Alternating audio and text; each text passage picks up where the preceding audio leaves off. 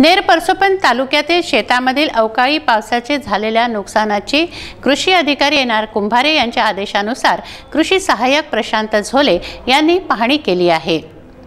आता शेतकऱ्यांना विमा मिळणार का, नुकसान भरपाई मिळणार का याकडे शेतकऱ्यांचं लक्ष लागलंय।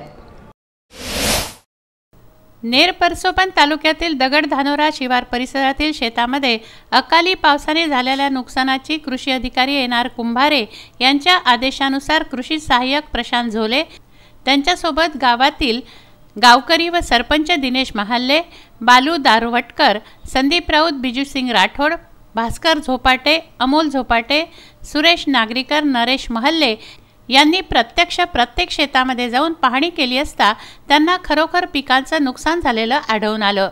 पाहणीचा अहवाल हे कृषी कार्यालयाला सादर करतील आणि कृषी कार्यालय शासनाला व विमा कंपनीला अहवाल देतील। त्यानंतर शासन व विमा कंपनी शेतकऱ्यांना काय देतील याकडे शेतकऱ्यांचं लक्ष लागलं आहे। नुकत्याच झालेल्या वादळी पावसाने एवढं नुकसान झाले की शेतकरी चिंतातूर झाले आहेत। सोयाबीन, तूर, ज्वारी, बाजरी, कापूस, तूर अशा पिकांना फटका बसला। अशा पिकांचं अतिवृष्टीमुळे नुकसान झालं हा शेतकऱ्यांवर आघात आहे। या आघातातून सावरण्यासाठी सरकारने कर्जमाफी व विमा कंपनीकडून विम्याची तरतूद करून विमा पास केला व शेतकऱ्यांच्या खात्यामध्ये जमा करण्यात आला। जेमतेम 2 दिवस झाले विमा झाल्यानंतर शेतकरी आनंदात असतानाच पुन्हा निसर्गाने घात केला। अकाली पावसाने गहू, हरभऱ्याचं पूर्णपणे नुकसान झालं।